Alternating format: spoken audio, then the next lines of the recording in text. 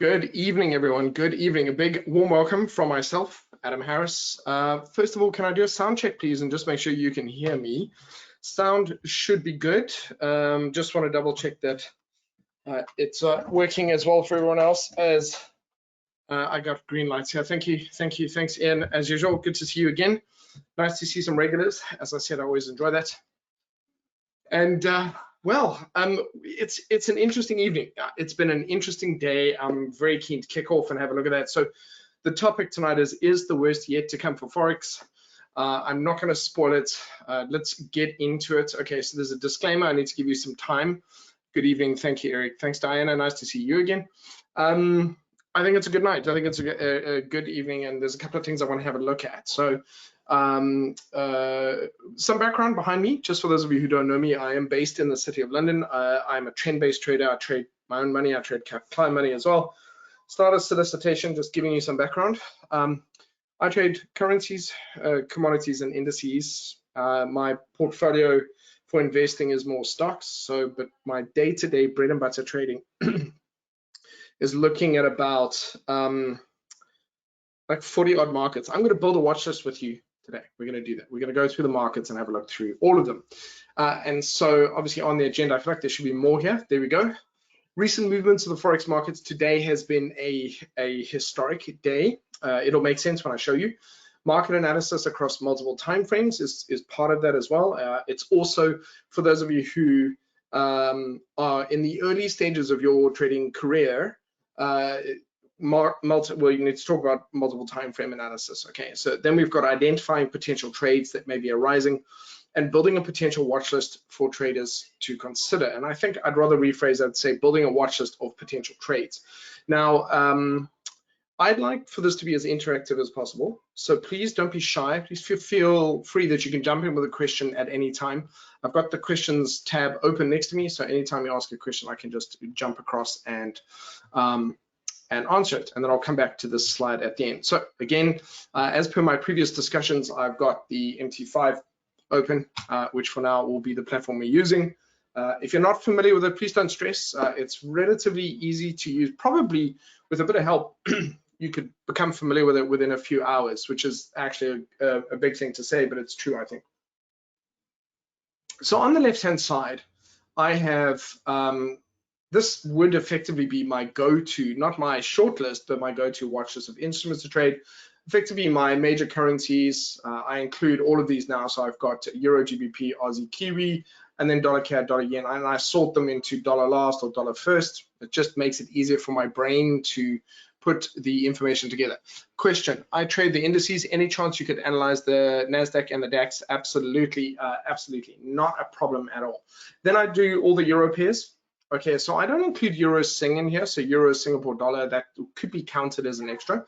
But I've got Pound Aussie, the Pound pairs as well, then the Aussie pairs, and I've added in the Kiwi pairs, CAD Swissy, CAD yen, Swissy yen, Singapore dollar. So there's also, you know, it's interesting, when I was learning how to trade, so starting around 2009, 2010, back then, funny enough, the NOK, the NKK, let's just show you these, was quite popular. So now it falls under exotics, but you had Pound NOK, Euro NOK, the DKK, Danish krona, you had Swedish krona as well. They were traded frequently, like Aussie Kiwi, but I would say in the last 5 years, they really have sort of fallen by the wayside. And so Aussie Kiwi for me has, but I'm telling you, Aussie Kiwi used to be tradable. I will. Thank you, and thanks for asking. Good. Okay, so the next question has come in, which is talk about why I use the MACD and the RSI, and we'll talk about that as well. So this is the go-to watch list pretty much for currencies. Just bear with me, I want to count that. So that's 1, 2, well, that's going to be 7, 8, 9, 10, 11, 12, 13, 14, 15, 16, 17, 18, 19, 20, 21, 22, 23, 24, 25, 26, 27, 28, 29 currency pairs. Okay, so let's just go ahead and just bring it up. Not WhatsApp, WordPad. Okay, so that is going to be 29 FX pairs. that you need to scan if you want to, and it's not, shouldn't be more than that. It's going to be less than that or more. Then we've got the indices. So if we go through the indices, I've got the main 3 US ones. Let's just go and double check that we have all of these. We'll get into the analysis, but some of you are probably interested in finding out, you know, which markets should I be looking at for day trading opportunities? Which ones? How should I build? You know, what hours should I be trading? And you know, what time frame should I be looking at? And I want to answer that ideally within about 20 minutes of what we've got. If you are not in the UK, I'm just curious, can you let me know where you are outside the UK so I get a sense of the variety of time zones so that I can make sure I cover that when we do this. So you'll notice we've got Euro stocks. I don't worry about that. France and Japan. There's the Nikkei. So most people don't worry about the French one, which is the CAC, and the Euro stocks. Most people don't concern themselves there. You've got Spain as well. You've got there was a time when the Nikkei and the Hang Seng were favorable. You can include those if you want, and you've got the Russell 2000, which is quite popular among some traders. So you can add that if you want. This is to give you, so again, you are not expected to know all of this stuff when you get started. You might come from a non-financial background. This is a learnable skill. You are not, and you cannot be expected to understand all of this. There are some people who don't know any of the things I'm telling you now, and they work in this industry, but they know other things. They can talk to you about options and swaps and all kinds of things. But what we are talking about tonight, ladies and gentlemen, is the general knowledge required for retail trading. Retail trading means that individual, independent, private citizens, such as you and myself, who are looking to earn a primary or secondary source by trading, engaging in the financial markets on a regular basis.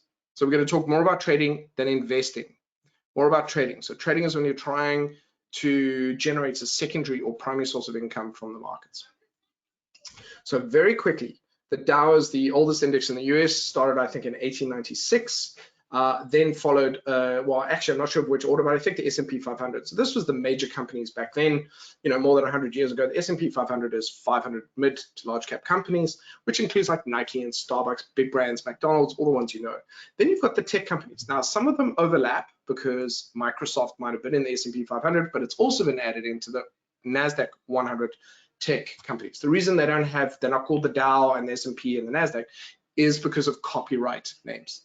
Not a big deal, but there's a reason for it. The DAX as well. So this is now 40 instruments, which means the market's actually grown. They've gone from 30 to 40. And so the Nasdaq is top 100 technology companies, which makes sense because back then, this was an industrial era and we're now a technology era. So it makes sense we kind of have that. And the Russell 2000 is 2,000 small cap companies. So collectively, you can put all of them together. There'll be some overlap, but principally they give 3 different categories of large, medium, and small cap companies in terms of trading opportunities. Okay, but you can trade the index. It's great. You wouldn't necessarily trade stocks individually, possibly, unless you want to dedicate yourself to just trading stocks. Nothing wrong with it, but we're going to focus on the go-to for the average person. So we're not gambling here. This is not lottery things where you're looking for one big win. This is stuff where you're looking to earn on a frequent basis, pretty much ideally 2 to 5 trades per day or 2 to 5 trades per week, trying to get you about 1% net profitability. That's a loose guide. Okay, so we've got a couple of the other ones. I just wanted to have a look at these. Okay, we've got like South Africa, which is actually called wow, I'm actually just blanking on it. And never mind, it doesn't matter, I'll remember it later on. Who have we got outside of this one? Marzina, I am Adam Harris. Thank you. So you recognize my voice. Well done. And then indices futures, we won't worry about those either for now. Cryptos we'll leave for the time being. I've added in Bitcoin and Ethereum. Bonds we'll leave out for now. Stocks are great. You'll see I've got a couple of stocks at the bottom. Okay, commodities. I've focused on the major ones, basically UK oil, US oil. I've just wheat because of we're going through obviously inflation, so I'm going to include a bit of analysis on that. Some of these items as well we can have a look at, and metals I focus predominantly on gold and gold and silver. Okay, nothing really stopping you from doing that, but I've included gold and silver would be my primary metals, Brent, US and UK oil, and then that's it. So that could be the majority of your list, which puts you at about 50. what was that, 42 plus, 50, 55 symbols, charts that you have to have a look at on a daily basis. You don't have to look at them on a daily basis. But there we go. Considering there are thousands of instruments out there, there's more than enough out of all of these to go to. You can shorten the list. There should be opportunities on each of those.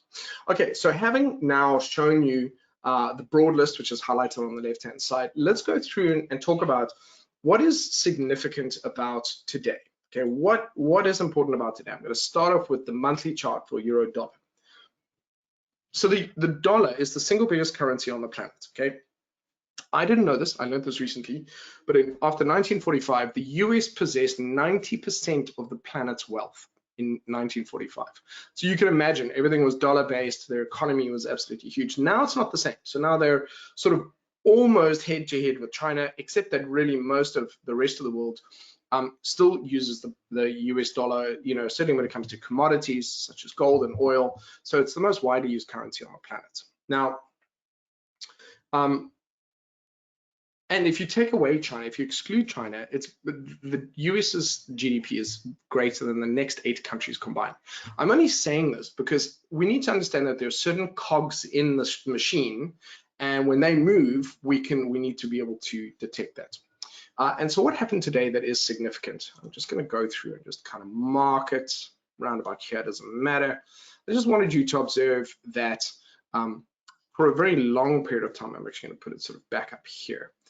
The US dollar against the euro, which is the next biggest, most widely traded currency against the dollar, is the euro, has been in a range from approximately 2014. And today we saw a breakout of it. Now, it's important to talk about from a technical perspective why this is relatively significant. First of all, it's harder when a market has traveled a long way to break through a key level, because it's kind of like if you have an army and that army, your plan is to march like 100 miles and then they're going to hit a wall and they've got to break through the wall and attack a town and fight another army. They're going to be drained if you spend 100 days marching straight there at pace, and then when they get there, they've immediately got to go and try to break through that wall. And that's kind of what happens. So when currencies have to travel a long time, or when the market has to move a long way without a correction or a retracement, which are these periods of breathing in and out, it usually is unable to break through those levels, usually. But in this case today, so far, we have managed to do that. Is it at all possible? Let's zoom in and talk about this, because you're living in interesting times, and whether you like it or not, it's good to experience earlier on in your trading careers the markets doing scary things. Because if I know people who've worked, and I know historically, and you can read about it in books as well, people who were in the stock market in the US, for example, or even in the UK throughout the 90s and the early 2000s during the heyday, they could be working in that industry for 10 years and the market hadn't had a correction yet. And so they just figured they were just good at stocks. And this isn't traders even, it could be brokers recommending stuff or people building up a hedge fund. So they figured they were just bulletproof. And then of course you finally had a big correction like the dot-com bubble or the global financial crisis. And then they really found out, kind of where their skills were. So you'd really much rather go through what we're going through now. It doesn't feel good, but you really need to understand the market can come down, because it's very hard to believe when the market's at its highs and you've been in it for years that it can ever actually come down. But it can, and it will, and you'll find out later why it can do that. In other words, in the moment when you're thinking there's no way this thing can have a correction, you'll find out why later. But we've had a significant breakthrough here. Is it possible that it could reverse? So could we, let me just kind of draw this, and these are serious questions I'm asking myself. So for example, here we have a move down, a red candle, and then the next day we have a green candle that pushes back. Here we have a red candle down, a green candle that pushes back. We have it can frequently happen. You can have a green candle up and then a red candle down, meaning that the next candle could reverse things. You could have something similar to that. So is it possible that tomorrow we could actually, it could be a failed breakout, so we could push back in and come back into the range? That is a possibility. It is a possibility. It could even happen next month. It is something I want to be aware of.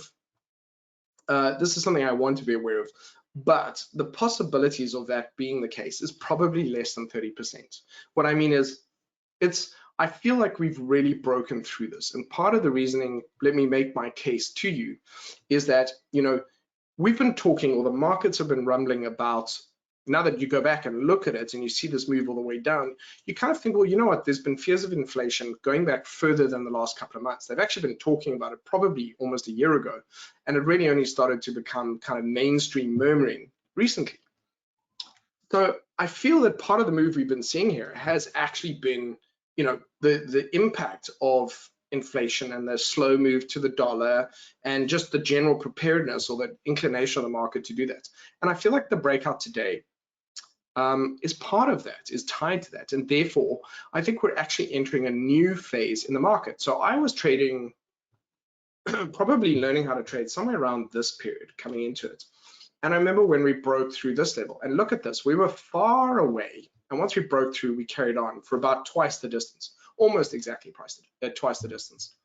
And then we went into this range. So actually, it's quite interesting because breaking through that level signaled the beginning of the range, the next level. So we could see something like that here. The next big number we really need to be paying attention to is one which is known as parity.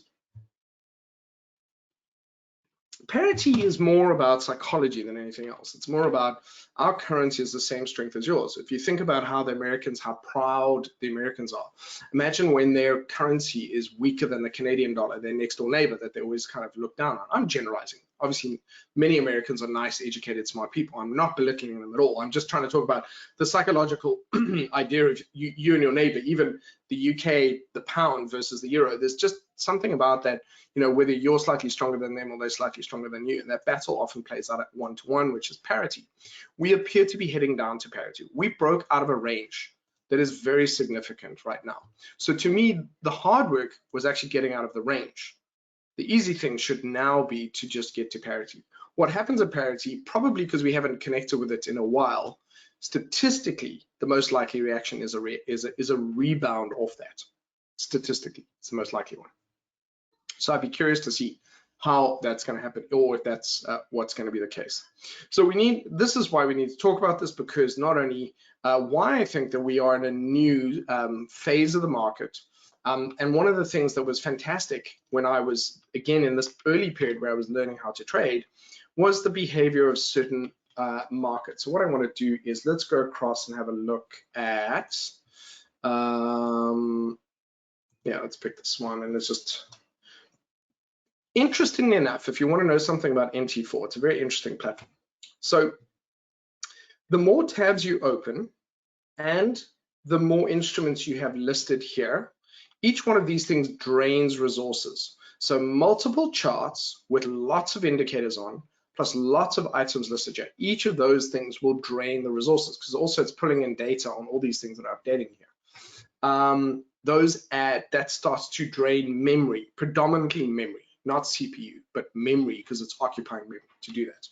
So if you have a smaller list and you only have a few items on your chart, very few things, and you only have 10 or 12 charts open, you're not going to make an impact. But when you have, say, 30, 40 charts open, heavily laden with indicators and all this stuff here, you're going to find that you're probably going to start to consume quite a bit of memory and everything. And I wonder if that's actually something I can see over here. Maybe I know that's something else. I haven't seen that, sorry, because MT5. So I just wanted to mention that to you. There's a certain point you get to where actually it's less resource intensive to have 2 MT5s open. So if you have 40 charts, you just actually have 2 MT5s, and you have 20 charts in one and 20 charts in another. Anyway, and it's less resource intensive. But okay, so just throwing a bit of that techie stuff with you. If you want to reduce your increase your performance, reduce your memory consumption, you can reduce in your options the number of maximum bars in your charts, and it can go down to something like 2,000 or 1,000. You'd be amazed. And when you do that and you reboot it, it'll use less memory. Okay.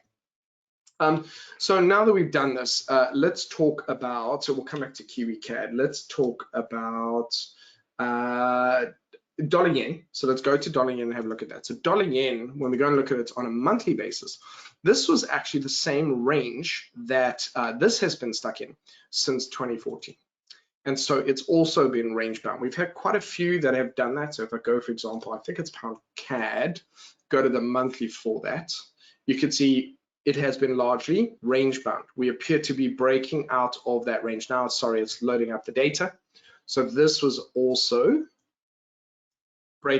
has also been largely range bound and has finally started to break out of that range. If we go and have a look at, I think it's pound Swissy as well, pound Swissy, you can see here, there's a bit of a range. We've been in for a very long time.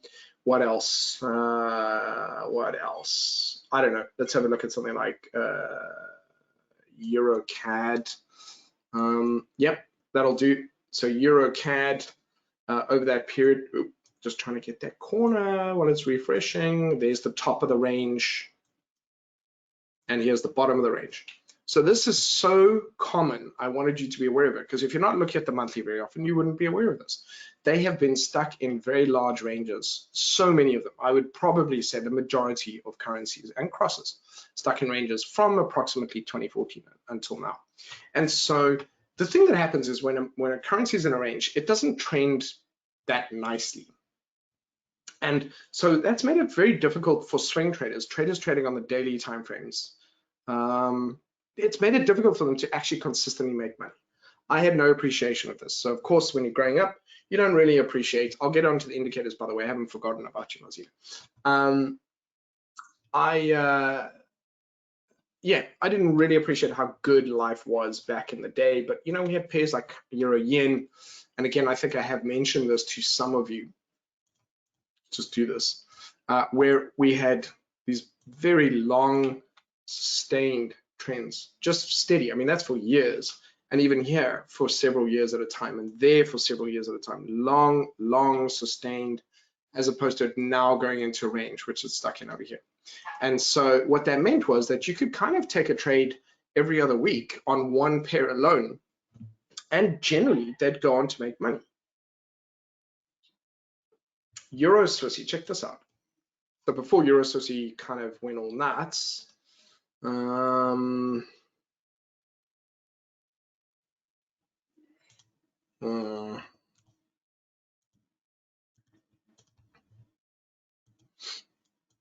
before it did that, look at this. Just tick, tick, tick, tick, tick, tick, tick, tick. And then when it went up a bit, and then it just went tick, tick, tick, tick, tick. Very, just incredible daily trends, weekly trends, incredible. And nobody at the time really appreciated what that would mean. So although the title of the webinar today is is the worst yet to come for Forex, I would like to propose that possibly we are going to see some of the best currency trading conditions that we have had since 2014. Like, I'm hoping if we're breaking out of these ranges, we're going to start getting some of these nice long sustained trends, which means that people who've been trading Forex for the last 4 years, who've been learning how to do it, will not recognize how good the conditions are. They'll be very defensive, and the markets will be much gentler, or maybe potentially. The sound is breaking up? Okay. All right, John, let me just, no, it should be good. Sometimes I get a warning if it says the sound is a bit funny. I'm just gonna check it. Looks fine. If it continues, I'm gonna swap devices. I'll switch to a headset. I've got a studio microphone at the moment, but I'll switch to a headset if it keeps doing it. So just give me another minute or two, and if it's still bad, I'll switch over. So I believe that we might find ourselves in incredible trading conditions. And actually, even if you look at the last few months, we've had that. So to go back to that dollar yen has broken out of its range. Some pairs have broken out of their ranges already, which very simply could mean that we're entering a new phase of the markets. And from a money-making perspective, we shouldn't be scared. I don't believe. The technology to place trades and to execute trades, liquidity, the retail market, us as a crowd, we have grown. We are a much bigger component of the currency market now than we were. We were less than 5% when I got started. Now we're edging towards 20 to 35%. I actually don't know the exact number, but I do know that it's now hugely substantial. Currency market's got more and more people trading it. It's got more liquid. That's why the spreads, when I got started, the average spread for a euro dollar, the best spread you could get was 1.7. Used to go up to 2.7. Now it's sitting at 0.7, 0.6. What are we at here? What's euro dollar? Zero spreads on this one, for example. But the point is like mine would be at 270 instead of 0. Pound Kiwi was 12. Cable GBP USD was 6, spread of 6. So it's got more liquid. Spreads have come down. It's got more competitive. The execution has got better. The technology to execute, even from us to the bank and through from the brokers and between banks, has got better and better and better. The performance of the machines, everything has got better. You can do it on your phone. You couldn't do that before. So I almost want to say that now might be the best time that we could imagine being able to trade and take advantage of it. And we do have to separate. And now I hear you on this. We do have to separate what the market is doing and how it impacts our economy and how it impacts our money. So if, like me, you like to travel to Europe, so you like to go on holiday to Europe, let's get a sense of kind of where we are. There's the weekly chart on Euro GBP. Where is my stuff? Here we go. You can see, again, by the way, Euro GBP range bound. Same time, 2014 to 2016. And so here we can kind of see the euro strengthen a little bit against price against the pound. So you kind of, this is really interesting to me because we could start to see a break either below that or above that. We could start to see that a difference in that. And so this is where you want to keep track of it. Or maybe, and remember that I grew up in South Africa. So I'm very aware of how our currency, when I was, all right, let's not even mention my age. I mean, I'm not embarrassed, but I'm trying to give you a timeline. But in like 20 years ago, it was like 6 rands to the pound. And then like less than 5 years later, it was like 16 rands to the pound, and it went as high as 25 rands to the pound. So, and there's no way your salary changed in 5 years, but your currency had weakened by like 300%. So all of a sudden you go overseas and you're kind of crapping yourself when you order a cup of coffee because that's going to cost you a day's salary. So I'm very aware of the cost of a kind of a weaker currency. But as it turns out, the government wanted to weaken it intentionally because they wanted to increase the exports. Whereas most other countries, I think, are more mature. They have a bigger plan. I think, for example, the Bank of Japan, their main concern is making sure that their rates with the US are stable because that's that is their biggest trading partner. And so having given you kind of a sense now of what's significant, if, for example, today, let's look at sterling. Sterling is also at the bottom, testing the bottom of its range, okay? It doesn't necessarily mean that it has to break out now, but it does appear to me we've got a few of them breaking out of their range. So kind of the implication is that I think at least now breaking out of these ranges is on the table. Whether it happens this week or later this year, I think there's a very real possibility that unless euro dollar somehow manages to bounce right back in and it's a false breakout, that we would see it coming back in. So let me just answer a couple of questions here. So the one question is, both the RSI and MACD. All right, so and for those of you, some of you know this already, but for those of you who don't, this is obviously price over time. Okay, so we're watching price over time, and these indicators, which could be either RSI, they could be MACD, they could be, let's go through the other ones we have here. So we could go through oscillators. We could have a look. You've got RSI, you've got the MACD, you've got a momentum indicator, which is the same thing. You've got stochastics, Williams %R. I'm oversimplifying it, but they measure the speed of the market over time. So speed over time.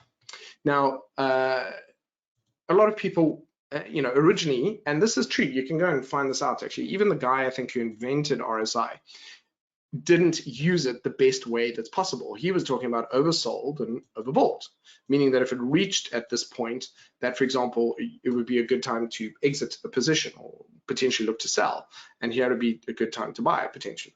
But actually, subsequent to that, other people have got better ways of interpreting the data that's more accurate. And the way that we use it at Trade with Precision is we use 2 of these to basically give us a double confirmation. A double confirmation. So I want to see the same behavior on both. And the way to do it, this is my opinion, obviously it's biased, but it is very reliable, like kind of 95% reliable. What I'm looking to see is if I want to trade with the trend, one of the biggest fears that traders have is that as soon as you get into the trend, it's going to change directions on you, like the trend will die. And so one of the things I want to do is there some way that I could get a thumbs up from the indicators that the trend is still healthy? And this is what we use these two indicators for. So essentially, if my price is trending down, so I can just see lower highs, lower lows, lower highs, lower lows going on. I really want to look down at my indicator at the same time and also see that it's going down, that it is effectively bearish, that it's trending lower. So trending means it's wavy on the way down. And if both of those are doing that, then I have bearish indicators. So both are bearish, which is in itself valuable, and price is bearish, which means the trend is still healthy. That usually means that I can continue to look for sells if I trade with the trend. On the other hand, should price be heading down, but my indicators have started to trend up, okay, so now they're trending higher with higher lows, or but they're not going down, so they've got higher highs, and my price is producing lower highs. So there's a contradiction. They're going up and my price is going down. We would call that divergence. So they are divergent. This is for the benefit of the younglings, the newbies. And this is usually an indication that the trend is weakening, and therefore the trend could either go into a consolidation, so it could go into consolidation like it has here, or it means that potentially there could be a shift to a change in trend. You don't know which one. So the purpose of it, guys, please listen to me on this one, is that it must keep you out of trades, not get you into them. It must keep you out of taking a trade. It's to stop you or to draw your attention to the fact that the trend is weakening and therefore the risk of going with the trend is higher. We can often have what we call like triple divergence, which means I'll do it the other way. So you get price coming up, coming up, coming up, and you're looking for pullbacks to go with it. So you're looking to get in here. Meanwhile, your indicator has started to go like this. It's going down. So you've got a higher high there, but you've got a lower high there, then you've got a higher high there, and you've got a lower high there. So we kind of call it triple divergence, meaning the market is still going up, but the indicators have long since been going down. And often that can happen, that the market keeps going, and triple divergence is rare. It means it actually has 3 higher highs and 3 lower lows, meaning by now it really should have decided what to do. And so it's very rare, but it usually means the market is going to have a steep correction when it does do that.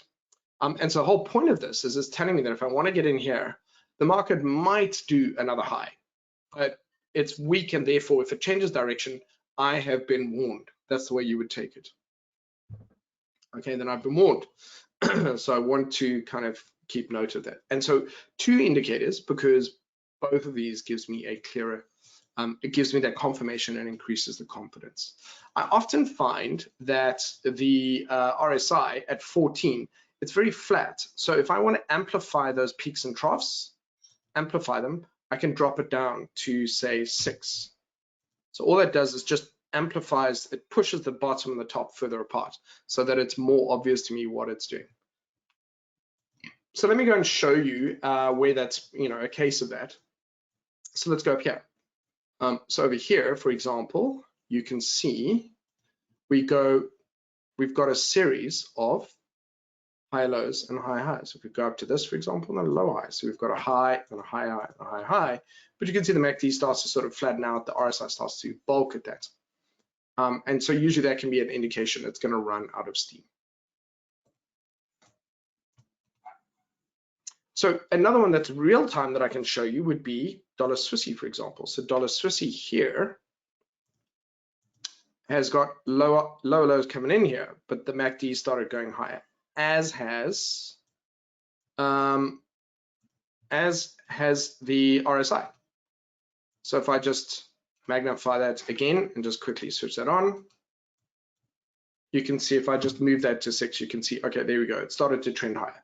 And we could see then that the market has shifted from lower highs and low lows to high lows, highs. So the whole idea is just to stop me from selling here as I approach these major levels. Okay. So next question is coming in. Can I use divergence to validate additionally a potential pullback? Well, yes. Okay, so let's just say what would I need to see, just to kind of, so we can move on to other stuff as well, by the way, and the questions are great, is if I have an uptrend and I am looking to take a trade. So let's just say that the price is putting back to the moving averages and I'm looking to take a trade here. What I want to see, folks, is I want the trend to be healthy because I want it to do one more move up. So I need it to be healthy. So in order for it to be healthy, I need the indicators to be trending higher. And I want both of them to be trending higher. So they are bullish because they are trending higher and price is bullish. So that is my validation.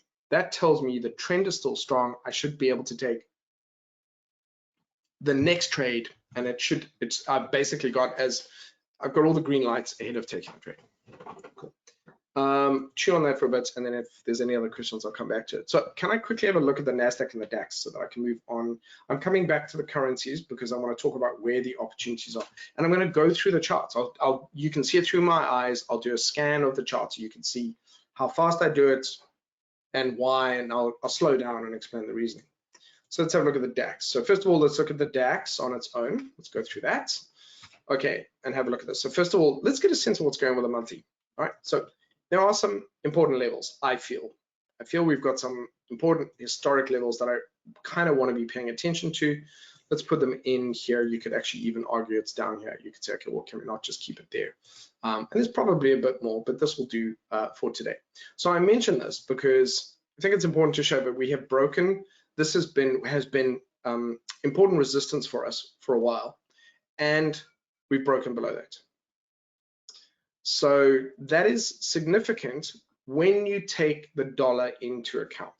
So when you take what's happened on the euro and you look at this, I think that the collective behavior of the dollar now breaking out of a range that it hasn't been, that it has been in for a while, breaking out now, and markets breaking major support levels.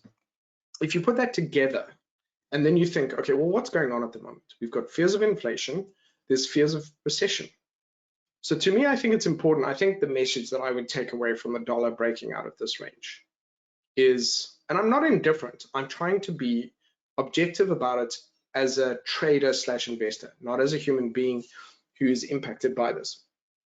But the dollar breaking out of this range, to me, means that if it was going to reverse and go back into the range, then it tells me the market is probably going to go back to doing what it's been doing for the last few years, which means it's just going to go back into that behavior, which means to me, I guess, that these markets would recover.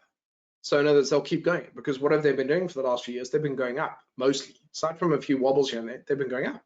But the fact that it's broken out of that range tells me that it's entering into a new phase, which implies that if we've broken through these levels, maybe the new phase is something different from what's been going on the last few years. Maybe the markets are not going to keep going up as they have been for the last few years. Maybe we're going to see stronger dollar as a result of inflation, and maybe we are going to see that recession. Look, recessions and inflation happen, they're cyclical. They always happen when the market has a correction, so we always have them.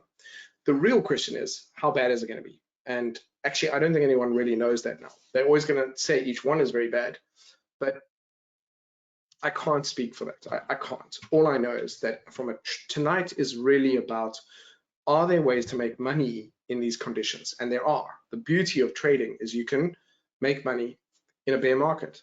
It shouldn't impact our money-making opportunities. It might impact our investment opportunities, but not our short-term or medium-term money trading opportunities. So in other words, we have the ability to sell stocks. We can do all kinds of things. So a couple of charts that I wanted to keep an eye on. So we've got dollar yen. So I was looking at the DAX, I beg your pardon. So I was looking at the DAX, and I just feel that we've broken through this level. And so unless we have some kind of a reversion back over that, I feel that it's very feasible that we could see the market reluctantly. By the way, the market wants to inherently over its life, it wants to keep going. We could see it continue to push down to these lows. It doesn't necessarily mean it has to go all the way down, but I'm leaning towards now expecting the market to consider testing these lows. Using the divergence in the way that we've spoken about it. So using divergence, what I would see on the daily, this is how it would start to go. The daily would start to start producing shallower lows. So it does a big move, small retracement, big move, small retracement, and then, sorry, but I should have done it over here. Big move, shallow retracement, big move, shallow retracement. And then it starts doing deeper retracements and smaller moves. So the lows are not as big as they were from there to there. And then it does deeper retracements, shallower lows, shallow. And so there's a slowdown in that. And when that happens, your indicator starts going up. Your indicator starts becoming bullish, even though you're creating fresh lows. So you've got bullish divergence. Right now, we have lower lows and we're still going down here. And in fact, even here, we're still going down here. On the other hand, what I'm looking for possibly is for price at some point to kind of bounce back, and maybe it does a higher low or bounces back. Some of you know this already because I've spoken to you about this. Diana, you know about this as well. And then I'm looking to see the MACD start to trend up when, even though we've got a fresh low in price. And same thing again, I'll expect that to go up. And when they're both going up, then I know we're probably going to have a bit of a correction up to the highs or up to these highs. And we're not seeing that at this point in time. So I can watch the 4-hour and I can watch the daily. If you need to get, like, if you want it to happen while it's unfolding, you can start to see. So here, for example, you can see the lower lows coming in, but you can also see that the MACD is generally climbing. And again, here we've got higher lows. But what has changed is, although we started higher here, we have now started to produce lower lows, which means that this was a bit of a stall and the markets are now potentially going to start heading lower again. We're starting to see less divergence. Like, in other words, they're starting to trend lower again. So I'm just kind of keeping an eye on that, because all of that means that the markets could have been just consolidating out, potentially hitting low. Let's just look at the Nasdaq and then I'll go back to currencies. Bear with me. Okay, so here we have got, if we zoom out a little bit, you can see generally trending down. But look at this. Here you've got those lower lows. You've got clear bullish divergence on these indicators. And then the market has come up and broken that high. So here you can see it happening. The market did do it. So this move up here is a consequence of exhaustion and divergence. But now it's done the move. So what next? Well, now it could be looking to come down again. We'll see. Here we've got equal lows. We're still trending higher to a degree. So this is still bullish. Now, if we go up to the daily, what do we see? Well, from here to here, there's a little bit of bullish divergence here. This is still bearish. We still got lower lows there. Here it's looking bullish, but here it's bullish anyway, so that's in agreement. So we're not getting very clear signals on that. In other words, we're not getting signals from both of them. But it does appear as though these markets are trying to turn around. Then we go to the weekly chart, and this is where it gets kind of interesting at the behavior. I want you to trying to imagine that the price action is trying to communicate to you without lying. It's genuinely trying to tell you what's going on. And so you can see here we had a big move down, we had a kind of a pullback and a big move down.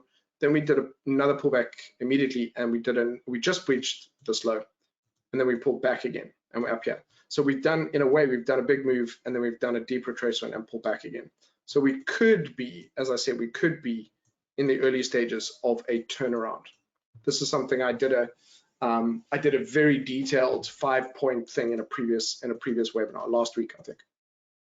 So you can see it is, I think, especially if this candle this week finishes up at the highs, I think we're going to start to see more bullish candles in this area. If you go back to that monthly, this is that area where it could be. So for those of you who don't know, I was saying that if you ran a line right through the middle of price, just generally running it through the middle of all this price action, price will generally kind of orbit this value. And when we get what's called parabolic, excuse me for a second.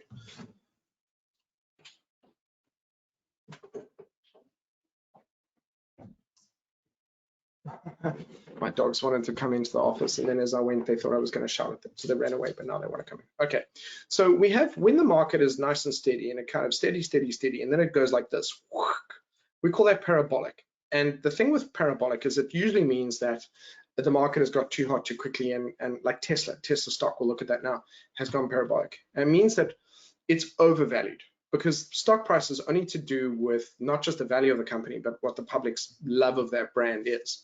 And the more steady a stock price is, the more stable it is. In fact, often it's considered boring by the public, so it stays that way because nobody jumps on it. Tesla went parabolic because everybody fell in love with Tesla. And so what often happens here is the true value of the company is still more or less there. And so when you go parabolic, you usually, very common, like 85% of the time, you have a correction that brings it back in line with where the real true value kind of is. So if you think about it, that's sort of the case here. I'm just saying that it makes a case for the market to have corrected back down here. It's in an area where it could potentially turn around. But you know, we have all these things going on. We've got the dollar breaking out. So I'm intrigued. I want to know kind of what's going to happen here. And just wanted to finish that. So that hopefully gives you some more clarity there, but I also wanted to mention Tesla. Can we bring up Tesla over here? Just have one look at that, and then we can go back to, are you guys finding this interesting? Is this sort of used to you or not? Just let me know. You know,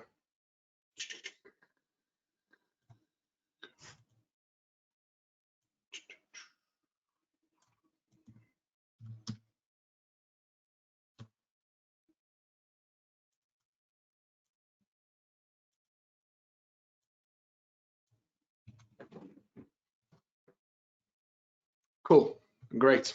Okay, so again, you know, we've had those big spikes and Teslas. So if I had to, I would say that that true value stuff is kind of like there, just draw a line through it, and you kind of land up sort of roughly where we are here. It's a concept. It's not set in stone, but it's an interesting idea. If once you kind of see that, you know, a stock can kind of, you know, people can get overly excited about it, and the companies itself maybe is still producing, you know, it's growing each month, but it's not growing at an insane rate. And so you realize there's a bit of a disconnect between what the public has valued it at and how the business is growing. So anyway, so there we go. And so potentially we come back into this area. Level of support could be a good area for it to potentially turn around in. And the green candles are very important. A monthly green candle is a hugely significant signal that the market buyers have returned and had a bullish month. Most of these big analysts never talk about that.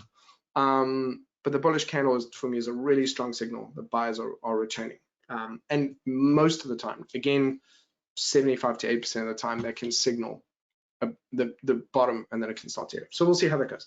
Let's go back to the currency market, because I said to you, we've got 13 minutes left, and I wanted to run through a scan of the markets and kind of show you where I see where these opportunities are.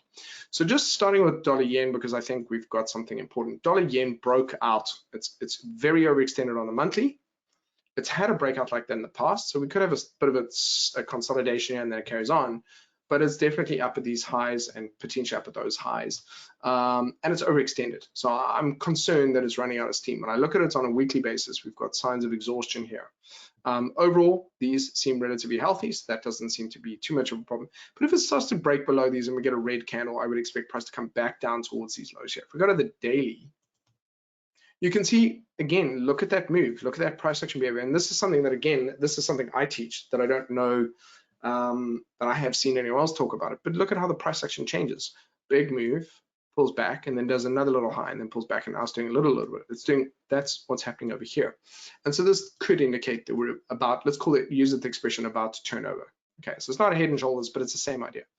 So that could be the case. And even today, when the dollar boomed and we've had a strong dollar, part of this growth has been as a result of a strong dollar. Even though today we broke through major highs, dollar yen didn't move. This is dollar yen today, while every other chart did this. Let me show you again to give you the difference. Dollar yen and compare it to dollar CAD. Look at that move on dollar CAD. What was the move on dollar Swissy? Dollar Swissy had a big move as well today. Anyway, okay. So we'll start off with that. Let's go through a few of these things. So euro dollar, what I'm going to be looking for is to see if we do slip back into this. But if we don't, if price comes back on the daily and the 4-hour, comes back up to these levels and finds some resistance, so I start to see bearish wicks, you know, price exhaustion up against that level, and then price starts to head down, then that would be a good potential indication. It is overextended now. So although in principle I'm still bearish on this, but I also know that it needs to do a bit of a correction, if nothing else, back into these moving averages or back up to test this level, possibly. It was a major level that's held for many years, and so it might want to come back and see if it give it a last kiss. But that often, this is a generalization, but that if it comes back quickly, so it comes straight back, boom, boom, boom, within 3 or 4 candles, that's not a great sign. That usually means that it's going to come back over the line. But if it comes back, you know, so you kind of have this, but then you have a similar thing here, you're probably going to find it's going to hold, and then we'll carry on. So that's why I say tomorrow I want to see how the market goes, but I'm looking for continuations to the downside there. With sterling as well, so bring this up again. Also, this is trying to hold at these levels. So will we see a climb? you know, we have got, it's just not a very clean chart. Although we have a lower low here, we do have higher low there, and we also have higher lows here. So it is possible, cable could reject, and so we could see it break above these highs. And if it does, remember that the possibility of it moving all the way back up becomes real. I can see your question in there, thanks, Ian.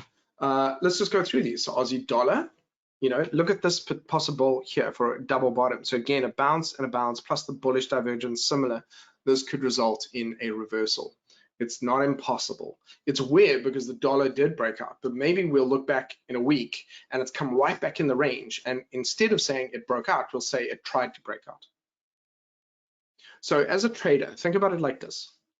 You're trying to look for a situation where the direction is, where the market has already confirmed which way it's going to go, not where it's trying to battle a line. It's actually broken a line or it's on its way to the next line. That's what you're trying to do. So I'm not trying to trade this right now because it's right around that level and its behavior is unpredictable. What we try to do as a trader is once it gets to major levels, we get price kind of coming up to a major level like this, and then it breaks through and retests and starts going up, you know, so now you know, okay, it's definitely not going through this level. Now you know it's probably going to hit all the way up to there. And then you start to look for ways of which you can slice out of it. So as a trader, you want to find situations where the market's pretty much free or pretty clear as to which level it's going to, and then you want to get on it. So you're picking stuff where the market is kind of chosen its path of least resistance. And if a chart is very choppy, you want to stay away from it. You look at, and so I'm just highlighting that because that could be significant. We've got Kiwi Dollar as well. Again, lower low, but I feel possibly we've got some bullish divergence. If we close back, if we close up a little bit higher, we're going to end up with bullish divergence on these. So I'm just kind of keeping an eye on that.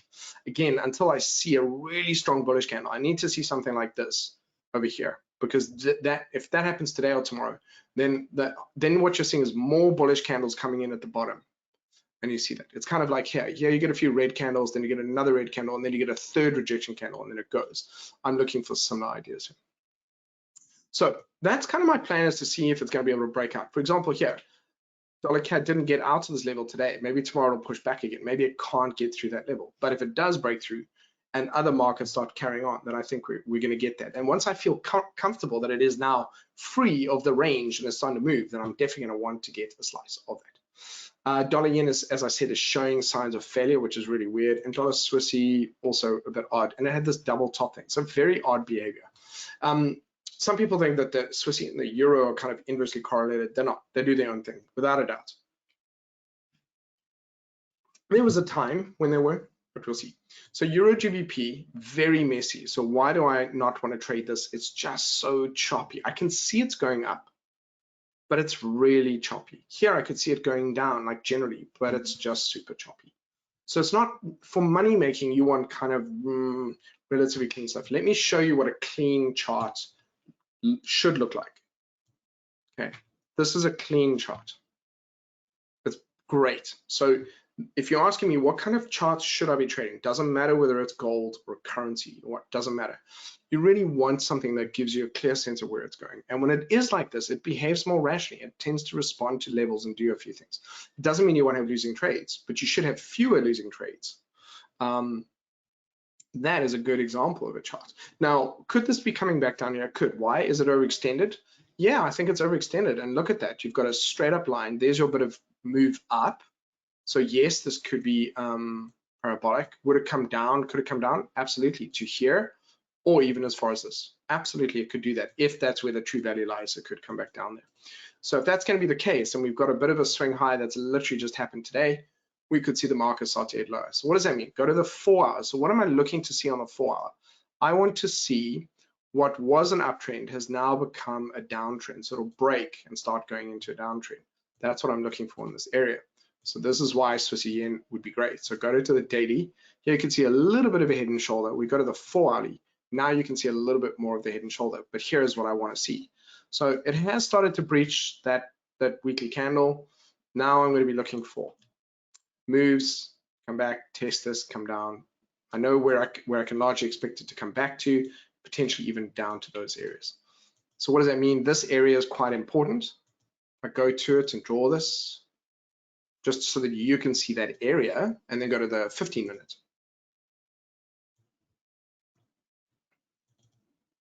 Okay, so you can see this area here.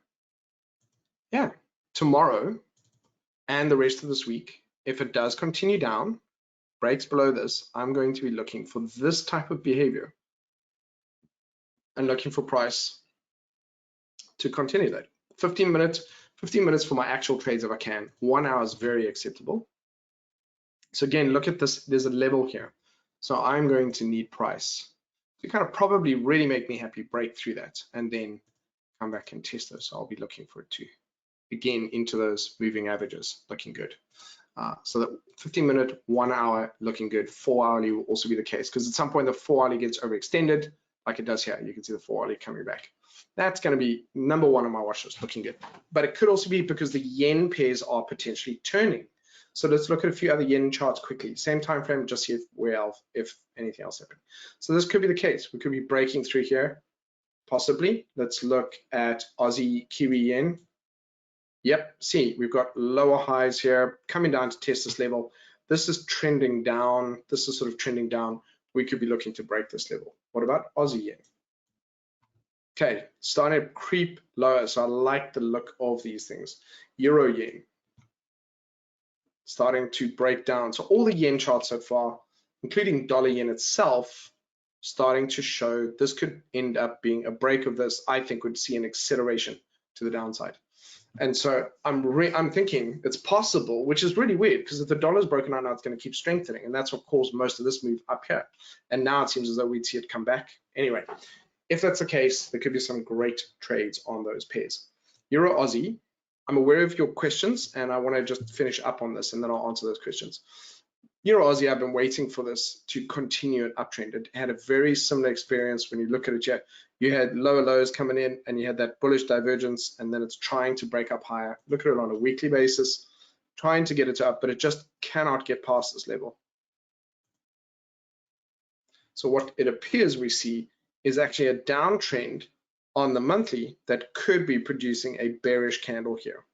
And this could be a continuation to the downside. So it was really interesting. It's one of those places where this was a level of support, price was trending up, and the monthly suddenly you realize, okay, it's broken through. It's actually a downtrend that's potentially looking to carry on. But otherwise, it looks bullish. The weekly looks bullish. The daily looks bullish, but that could be, look at the struggle here. I think we could see this start to break lower. So let's look at GBP Aussie to see how similar that is. This is recorded, by the way. Also big battles here. What does that monthly show us? Oof. Very, yeah, it's got a lot of, there's a lot of support at the bottom, but it's also struggling at the top. Okay, I'm just going to stop that. Don't need that. It's very sluggish.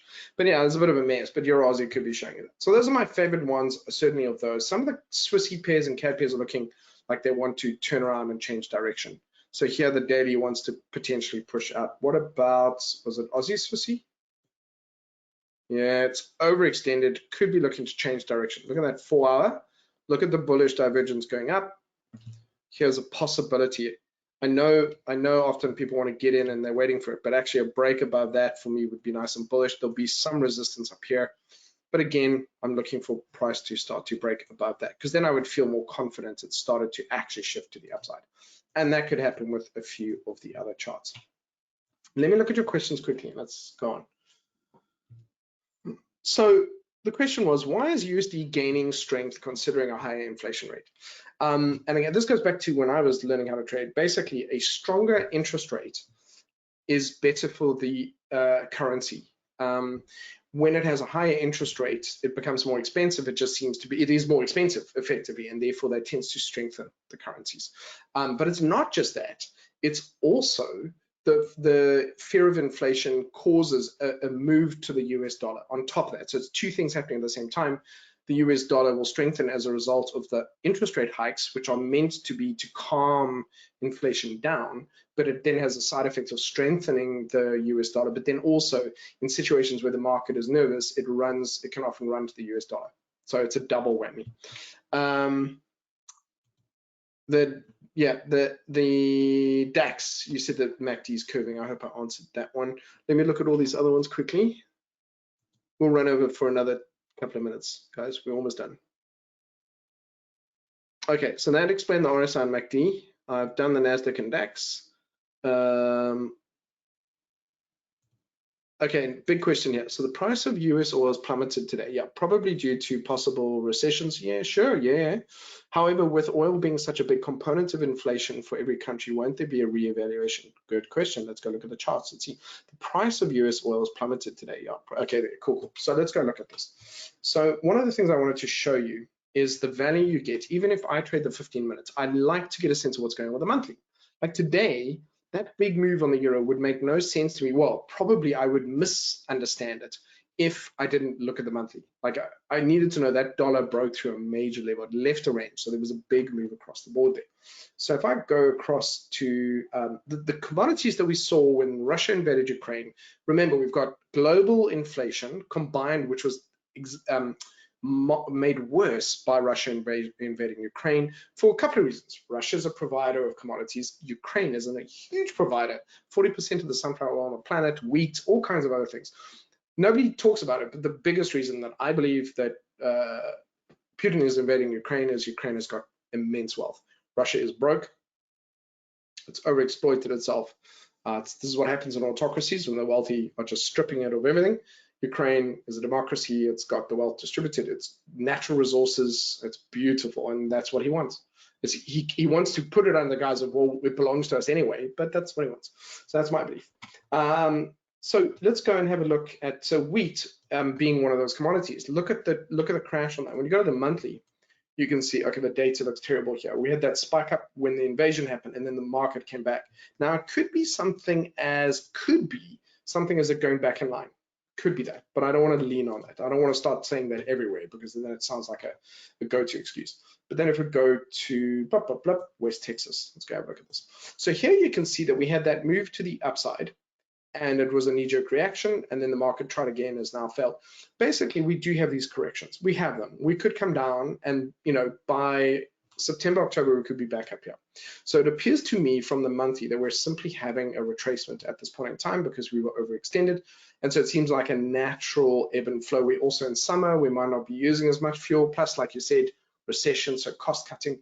So all of those things could be contributing to a temporary kind of shift in that. But if we go to the weekly, for example, generally speaking, we'll see how this goes. But generally, you can see if you look at the 50, 20, and 10, they're all generally trending higher. So what I'm going to be looking for here is to see if this level of support holds, price turns around, and carries on going up. That's really what I'm looking for, is to see if we generally start to continue to do that. If we do that, then the general price flow is continuing anyway.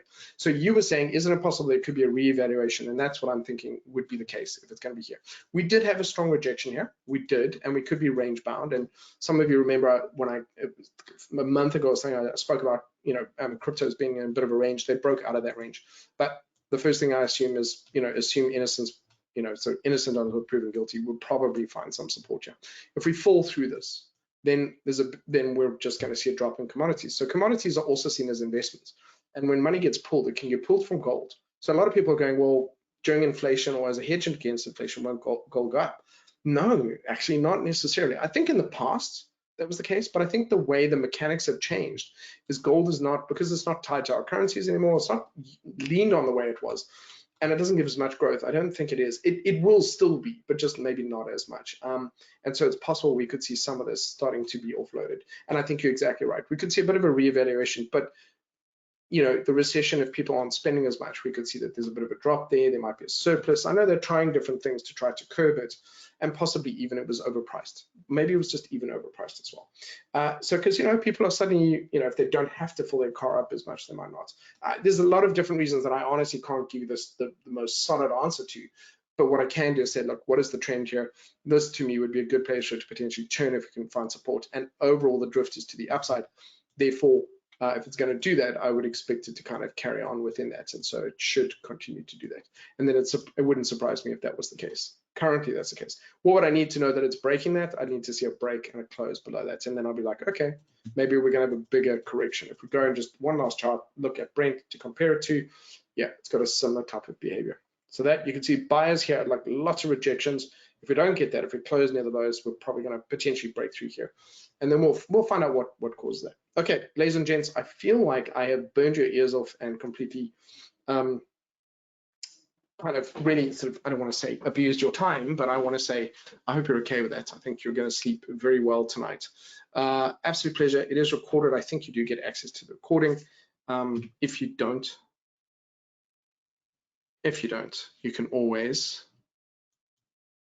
I was going to say, you can always email me and I will send you a copy of it, which is always going to be Adam at, is that right? Yeah, trade. And I'll just send you a copy of the recording tomorrow morning. Okay, if you need that, that'll be my email address. And again, it was an absolute pleasure. I loved the questions. Thank you, will do. I really enjoyed it. Thank you. I think we're in for some interesting stuff. I want to wish you a fantastic week ahead. Listen, FOMC is tomorrow, so I think we'll see again market volatility tomorrow because the US is going to talk about what they're going to be doing. They're going to be looking at turn. We could see a reversal in the markets tomorrow for whatever reason. Technically, the prices are overextended. They are due for a correction, but sentiment-wise, there's no change in sentiment. Therefore, I don't expect a change. But that's, you know, my experience.